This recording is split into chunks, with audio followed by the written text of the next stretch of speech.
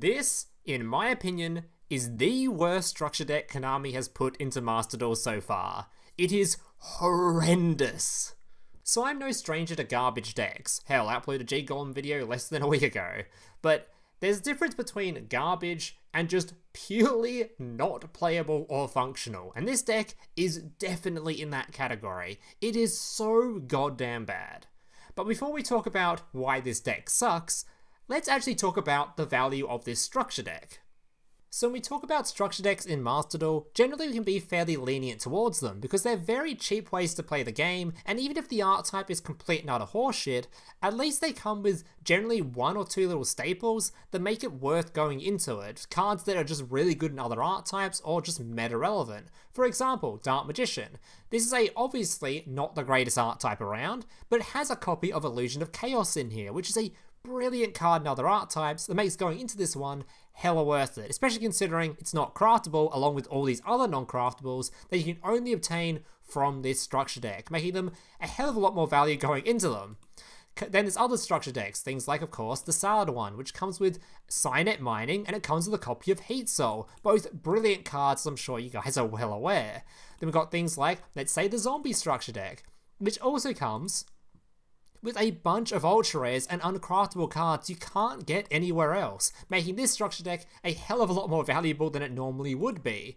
Even some of the not so great ones, let's say the Dragon Maid one for example, which Dragon Maid, it's not the worst art type, but it's not the best, but the fact that it comes with a copy of Hieratic Seal makes it so damn good, as Hieratic Seal was played in a bunch of other Dragon decks, making this deck really damn worth it to go into.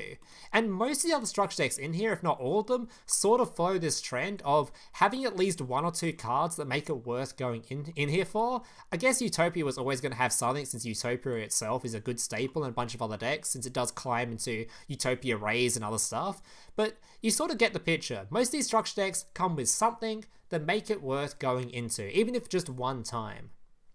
There are only really 3 decks in here that don't follow this rule.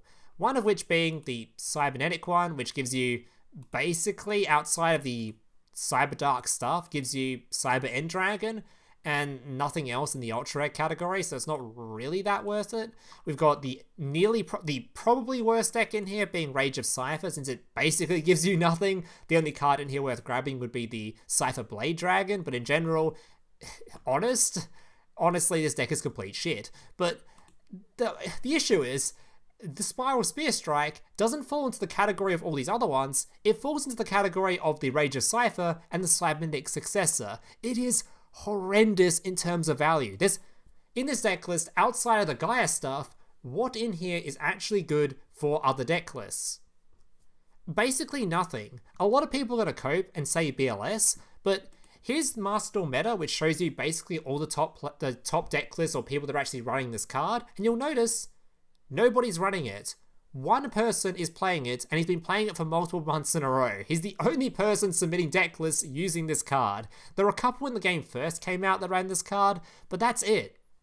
Nobody is playing this card. It's a GOAT format staple. It's a card from like 2003. Nobody plays this card anymore, let's be honest. It's been power crept into oblivion, so outside of that, unless you're planning to specifically play Blackluster Soldier, which again, isn't really much of an archetype that actually exists in this game, there's just nothing in here. There's the Gaia stuff, and that's it. This Link 3 is the equivalent of a battle trap for Link monsters. Don't play this, play Nightmare Unicorn. So there's actually nothing in here. And something that's also really weird about it is, for some reason, there's a lot of cards that sort of synergize between Gaia and the Blackluster Soldier stuff, but when it comes to actually building the decks, nobody really puts them together, because although there's a few cards that sort of mention each other, they just don't really mesh very well. So you're getting a lot of cards in here you can't even use. You're not going to play this, you're certainly not playing this ultra rare in your Magical Knight deck. You're never going to summon this in your Magical Knight deck.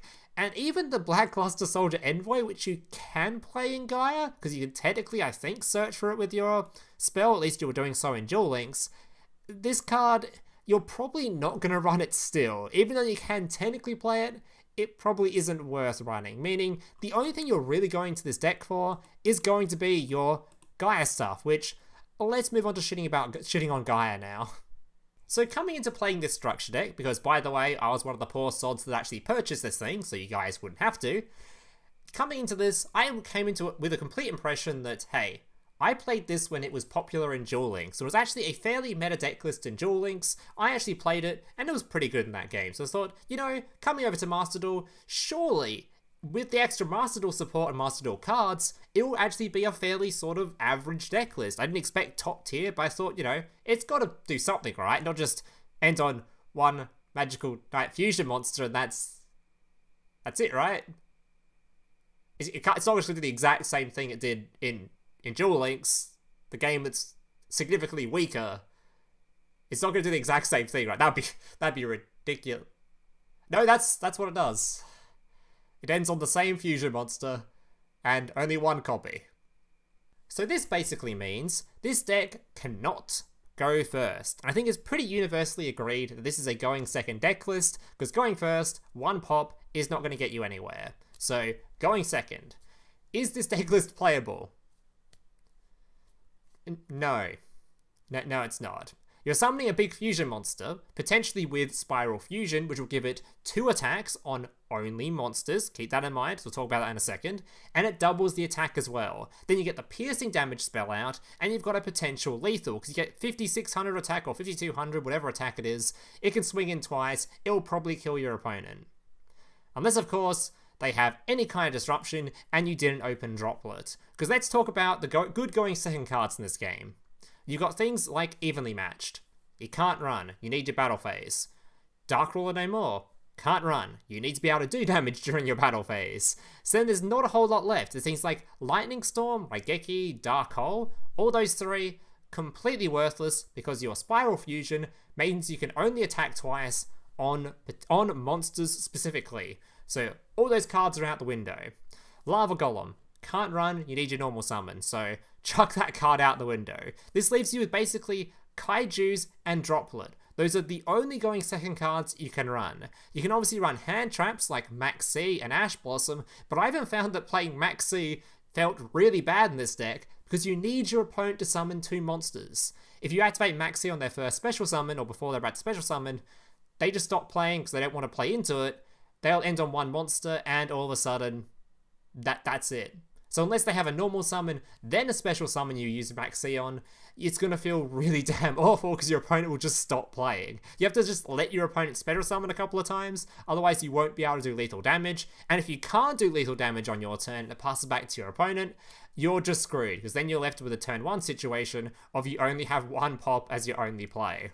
This deck does have a couple of saving graces. Cards like Book of Eclipse, for example, are actually really damn good in this deck, since flipping your opponent's entire field face down is perfect for you to be able to do lethal damage through piercing, and they're not able to negate you because they're all face down.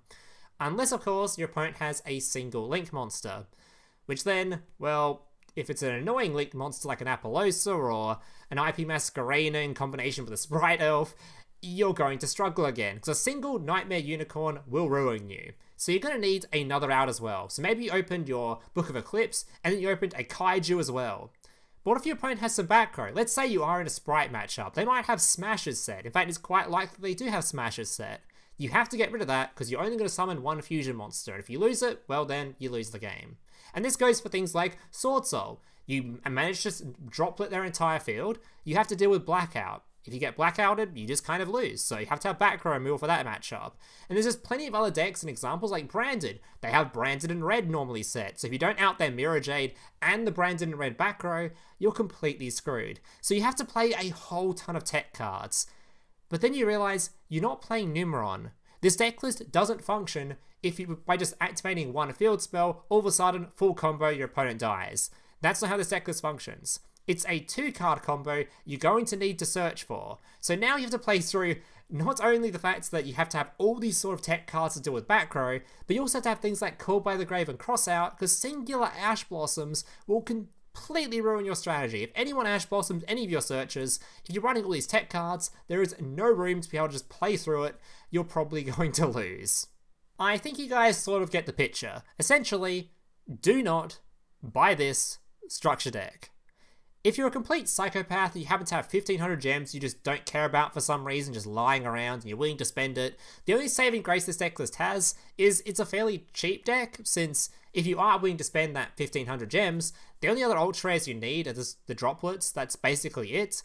Though if you don't have droplets, I would also say 100%, like 200%, don't play this deck list, because this deck list needs droplet to play. It's basically your best card in the deck, since a lot of the time, the only way you're going to OTK is if you reduce your opponent's attack down low enough where you're going to be able to do the lethal damage. And we all know what happens if you don't lethal them. You're going to have a very rough time if they get their turn back. So, droplet, if you don't have it, for love of God, don't craft this deck. If you do have it, still, for love of God, don't craft this deck list. Alright guys, that's going to do it for today's video. Hope you guys enjoyed. If you did, remember to leave a like, subscribe, all that kind of stuff. Especially if you want to see more content just like this, as comments, likes, subscribes, all that kind of stuff. Let me know you want to see more ranty style videos. I want to see some more like early warning type videos where I tell you guys basically, please don't build this deck list for love of God. If you do enjoy these videos, yeah, like, subscribe, all that kind of stuff. And yeah, hope to see you guys in the next one. Laters. Hey, big brother, can I watch SpongeBob? Shut up, Mokuba. I'm busy flagging YouTube videos to compensate for the fact that I have an extremely small penis. Oh.